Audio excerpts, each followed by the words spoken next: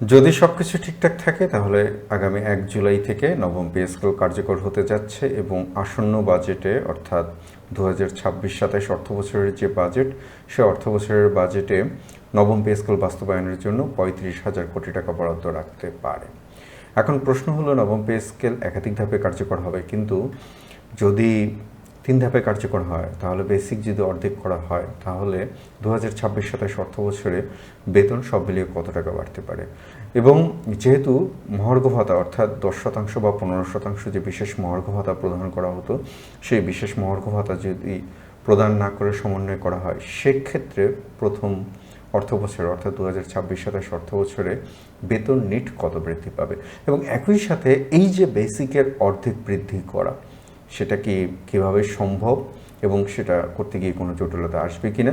ইতিমধ্যে আপনারা মনে হয় যে আজকে সারাদিনে বিভিন্ন মিডিয়াতে, মেইন স্ট্রিম মিডিয়াতে আপনারা নিউজগুলো দেখেছেন যে সরকারি কর্মচারীদের বেতন অর্ধেক বৃদ্ধি পেলে নিট বেতন কত হতে পারে। এবং সেখানে যে স্কেল ধরে অর্থাৎ যে বৃদ্ধি ধরে বেতন হিসেব করা হচ্ছে, সেই বৃদ্ধিটা হচ্ছে নবম পে কমিশন যে সুপারিশ করেছে সেই সুপারিশটা ধরে। কিন্তু আমরা বিভিন্ন সোর্স থেকে যে তথ্য পাচ্ছি যে নিট বেতন বৃদ্ধি নিচের দিকের গ্রেডগুলোতে 100% হতে পারে এবং উপরের দিকের গ্রেডগুলোতে একটু কমতে পারে। এবং সেটা যদি মহার্ঘ ভাতার সাথে সমন্বয় করা হয় তাহলে সেক্ষেত্রে সেটা আরও কমে যাবে। পে স্কেল নিয়ে আলোচনা। আসসালামু আলাইকুম, যে যেখান থেকে আমাদের এই ভিডিও দেখছেন, আমার পাঠঘরে আপনাদেরকে আরও একবার স্বাগতম। বরাবরের মতো যেটা দিয়ে শুরু করি, আজকেও সেটা দিয়ে শুরু করব। পে স্কেল নিয়ে আলোচনা কখনোই থামতে দেব না, আমরা আমাদের আলোচনা চালিয়ে যাব। তো পে স্কেল নিয়ে বেশ কিছু আপডেট, যদিও আপনারা প্রায় বলে থাকেন এই আপডেটগুলো আপনারা দেখে ফেলেছেন, কিন্তু তারপরেও আপনাদের সাথে একটু ভাগাভাগি করে নেয়, কারণ ভালো খবর খারাপ খবর যাই থাকুক না কেন, পে স্কেল নিয়ে আমরা এ পর্যন্ত ভাগাভাগি করে এসেছি। তো আমরা এটা ভূমিকা বা গৌরচন্দ্রিকাটা বড় করব না, আমরা একটু ভিন্ন একটা অ্যাঙ্গেল থেকে দেখার চেষ্টা করি। একদম আমি আমার পার্সপেক্টিভ থেকে বলছি, আপনারাও আপনাদের পার্সপেক্টিভ থেকে মেলাবেন। আমি কাউকে ছোট করার জন্য বলছি না। যে আসলে পবিত্র ঈদুল আজহা, আমরা মুসলিম এবং ইসলাম ধর্ম অনুসারী, তাদের দ্বিতীয় প্রধান ধর্মীয় উৎসব যেটা। কিছু কথা এখানে বললে খুব খারাপ লাগবে, খুব কষ্ট লাগবে, কিন্তু আসলে কি বলবো, যে এখানে পবিত্র ঈদুল আজহা যে একটি কোরবানি করা অনেকেই করতে পারবেন না, এটা আমি জানি।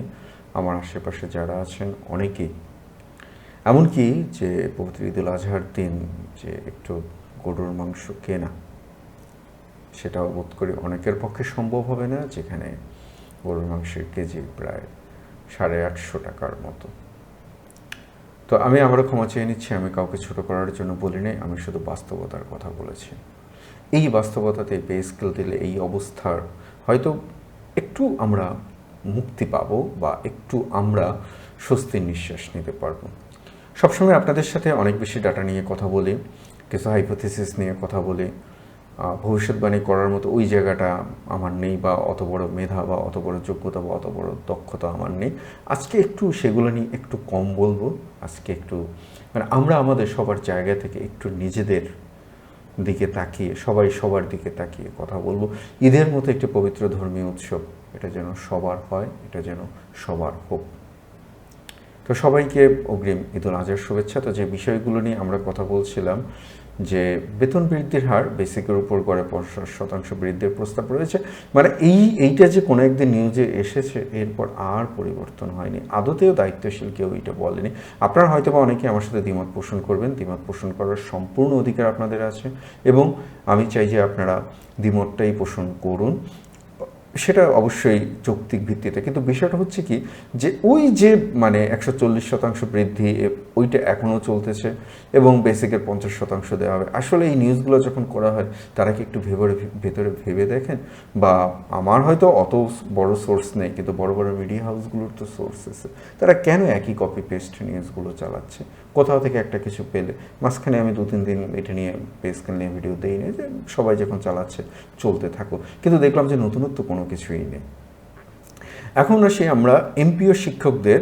সবচেয়ে বড় প্রশ্ন আমি যেটা পাই সেটা হচ্ছে যে এমপিও শিক্ষকরা কি করবেন, তো আপনার স্ক্রিনে একটু দেখতে পারেন। আমি আরেকটু দেখানোর চেষ্টা করি আপনাদেরকে। আচ্ছা, আমি একটু স্ক্রিনে দেখাই। তো আমরা একটু দেখে আসবো প্রথমে যে ইত্তেফাকের একটি নিউজ, নবম পে স্কেল বেসিকের হাফ বেতনে কোন গ্রেডে কত বাড়ছে। তো আমরা একটু সরাসরি নিউজ থেকেই দেখে আসি। তো ওনারা অনেক বিস্তারিত বলেছেন, মানে এটা গ্রাফ আকারে বা চার্ট আকারে দেননি। তো আমরা আরেক জায়গা থেকে একটু দেখে এসেছি চার্ট আকারে। গ্রেড ভিত্তিক যেটা হাফ, দেখুন প্রথম গ্রেড ৭৮,০০০ টাকা, 50% বৃদ্ধি হলে সম্ভাব্য বেতন ১,১৭,০০০ টাকা। দ্বিতীয় ৬৬,০০০ টাকা, সম্ভাব্য বেতন ৯৯,০০০ টাকা, 50% বৃদ্ধি ধরে ৬৫,৫০০। কিন্তু এখন আমার প্রশ্ন নেই যে ৫০% বৃদ্ধি, তারা কোনটার ৫০% বৃদ্ধি ধরছেন? এটার ৫০% বৃদ্ধি ধরছেন তারা, নাকি যেটা প্রস্তাব করা হয়েছিল সেটার ৫০% বৃদ্ধি? আমি মানে বুঝতে পারিনি নিউজটি। তো সাধারণত যেটা আমি বুঝতে পারিনি সেটা নিয়ে আমি নিউজ করি না, কিন্তু তারপর আপনারা যেহেতু বেতন বৃদ্ধি আছে এখানে দেখতে আপনাদের একটু ভালো লাগবে, কারণ সবসময় আপনারা হয়তো একটু ক্ষিপ্ত থাকেন বা একটু মানে থাকেন যে আমি সবসময় একটু বেতন কমিয়ে কমিয়ে বলি। আচ্ছা, ২০তম গ্রেড ৮,২৫০ টাকা, এটা থেকে ২০,০১০ টাকা, ১২,৩৭৫ টাকা। তার এই যে বৃদ্ধিটা আপনারা এখানে দেখতে পাচ্ছেন, এই বৃদ্ধিটা ধরে এর অর্ধেক ধরে ১২,৩৭৫ টাকা তারা দেখাচ্ছেন। আচ্ছা, যাই হোক, এর পাশাপাশি আমরা আরেকটা নিউজ ছিল আমাদের, নতুন পে স্কেলে শিক্ষক কর্মচারীদের কার বেতন কত বাড়ছে। এটাও খুব একটা আগ্রহোদ্দীপক নিউজ, এটা নিয়ে কথা হচ্ছে। পে কমিশনের সুপারিশ অনুযায়ী নতুন স্কুল বাস্তবায়ন হলে উচ্চ গ্রেডের শিক্ষক এবং অধ্যক্ষদের মূল বেতন ১ লাফে বেড়ে যাবে। বর্তমানে চতুর্থ গ্রেডভুক্ত এমপিও শিক্ষা প্রতিষ্ঠান অধ্যক্ষদের মূল বেতন ৫০,০০০ টাকা, বেসিকের ৫০% বৃদ্ধি কার্যকর হলে নতুন মূল বেতন বেড়ে হবে ৭৫,০০০ টাকা। অ্যাজ ইউজুয়াল হিসাব ১০০% বৃদ্ধি ধরে, ঠিক আছে, মোটামুটি এটার কাছাকাছিই থাকবে, কমলে খুব একটা কমবে না। আরেকটা দেখুন যে আপনারা, আমি যখন বলি ৯০% বৃদ্ধি, তখন আপনারা আমার সাথে একটু দ্বিমত পোষণ করেন। একটু চিন্তা করবেন, মানে পাটিগণিতের হিসেব, আপনার যদি ১০০% বৃদ্ধি করা হয়, এর সাথে আপনি আগে যে ১৫% বিশেষ প্রণোদনা পেতেন, সেই ১৫% বিশেষ প্রণোদনা বাতিল হয়ে যাবে। তাহলে আলটিমেটলি কত শতাংশ থাকে? আলটিমেটলি থাকে ৯০%, মানে আমি ১০০% বৃদ্ধি ধরে। তাহলে প্রথম বছরে আপনার আসবে কত? ৯০%। প্রথম বছরে আপনার আসবে ৪৫%, যদি অর্ধেক বৃদ্ধি ধরা হয়। তো সহকারী অধ্যাপক ষষ্ঠ গ্রেড ৩৫,৫০০ টাকা থেকে বেতন দাঁড়াবে ৫৩,২৫০ টাকা। উপাধ্যক্ষ এবং প্রধান শিক্ষক সপ্তম গ্রেডের উপাধ্যক্ষ এবং প্রধান শিক্ষকদের ২৯,০০০ টাকার মূল বেতন বেড়ে হবে ৪৩,৫০০ টাকা। কলেজ প্রভাষক নবম গ্রেডের কলেজ প্রভাষকদের বর্তমান ২২,০০০ টাকার বেতন বেড়ে হবে ৩৩,০০০ টাকা। বিএডধারী সহকারী শিক্ষকদের ১৬,০০০ টাকার বেসিক দাঁড়াবে ২৪,০০০ টাকা। ১১ থেকে ২০তম গ্রেডের বেতন বৃদ্ধি ৫০% বৃদ্ধি নাকি দ্বিগুণ। দেখুন, এইখানে আরেকটি বড়, মানে আমি মনে করি যে মানে আমাদের কমন সেন্স যেটা বলে, দেখুন আমি আপনারা জানেন যে আমি এর আগে ব্যাংকে চাকরি করে এসেছি, বর্তমানে যেখানে আছে ৩৬তম বিসিএস থেকে, সবগুলোই সরকারি চাকরি, এবং এর পাশাপাশি আমি মানে এলএলবি ডিগ্রিধারীও। তো মানে এখন বিষয়টা হচ্ছে যে মোটামুটি আইনের দৃষ্টিকোণ থেকে এবং আর্থিক দৃষ্টিভঙ্গির দিক থেকে, ধরুন ২০টি গ্রেডের মধ্যে যদি 10টি গ্রেডের বেতন ১০০% বৃদ্ধি করা হলো, আর বাকি 10টি গ্রেডের বেতন ৫০% বৃদ্ধি করা হলো, এটা কি কোনোভাবে কি সম্ভব বা কোনোভাবে কি বাস্তবসম্মত কিনা? এই কারণেই আমি বলেছি যে এই কথাগুলোর মধ্যে আসলে যারা নিউজগুলো করেন একটু ভেবেচিন্তে, এবং তাদের খুব স্ট্রং সোর্স আছে, তারা চাইলে এগুলো নিয়ে খোঁজ নিয়ে তারপর নিউজ করতে পারেন। মানে বিষয়টা কেমন? আপনি ১ থেকে ১১তম গ্রেড পর্যন্ত ১০০% বৃদ্ধি করলেন, তাহলে ১০ থেকে ১ গ্রেড পর্যন্ত কোনোভাবে কি এটা সম্ভব কিনা আমাকে এইটা বলুন। যদি ৫০% দেওয়া হয় তাহলে সবার জন্য ৫০%, আর যদি যদি অর্ধেক দেওয়া হয়, ১০০% দেওয়া হয়, তাহলে ১০০% সবার জন্য। মানে বিষয়টা মনে হয় এরকমই হওয়া উচিত, একদম সরলীকরণ করে। প্রিয় সহকর্মীরা এবং প্রিয় দর্শকরা যারা ভিডিওটি দেখছেন, অবশ্যই কমেন্টে জানাবেন যে এই বিষয়টা আসলে বাস্তবসম্মত কি না। তো এইখানে বৈষম্য দূরীকরণ এবং শিক্ষা জাতীয়করণের দাবি, আচ্ছা যে এগুলো নিয়ে আমরা কথা বলেছি। আর নবম পে স্কেল বেসিকের হাফ কোন গ্রেডে কত হতে পারে, আচ্ছা এইটা নিয়েও তো আমরা কথা বলেছি, এটাও আমরা দেখিয়েছি।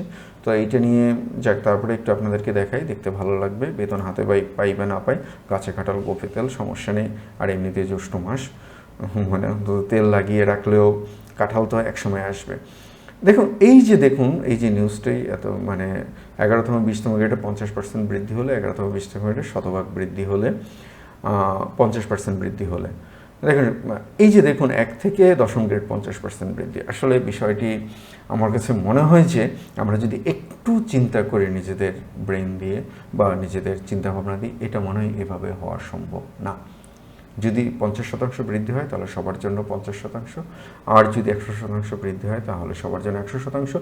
এবং এর পাশাপাশি বাজেটে যে বিষয়টা আছে, বাজেটের আগে পে স্কেলের ঘোষণা যে প্রধানমন্ত্রীর কাছে খোলা চিঠি, ইনশাল্লাহ আমরা মাননীয় প্রধানমন্ত্রী যেহেতু গত সপ্তাহে খুব সম্ভবত স্পষ্ট ঘোষণা দিয়েছেন এবং পরিপ্রেক্ষিতে মাননীয় অর্থমন্ত্রী মহোদয় স্পষ্ট ঘোষণা দিয়েছেন 1 জুলাই থেকে ইনশাল্লাহ পে স্কেল হবে।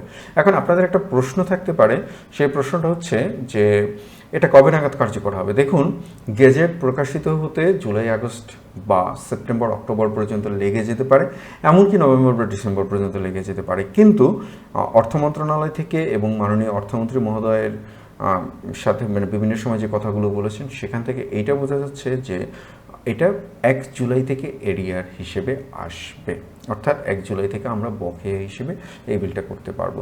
তো সব কিছু মিলিয়ে আসলে যে পে স্কেল নিয়ে ইনশাল্লাহ আমরা আশা করি ভালো কিছু হবে।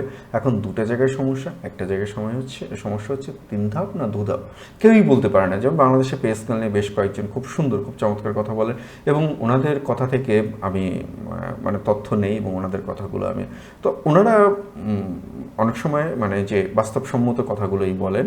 আমি নাম বলে কাউকে ছোটও করব না, কাউকে বড়ও করব না।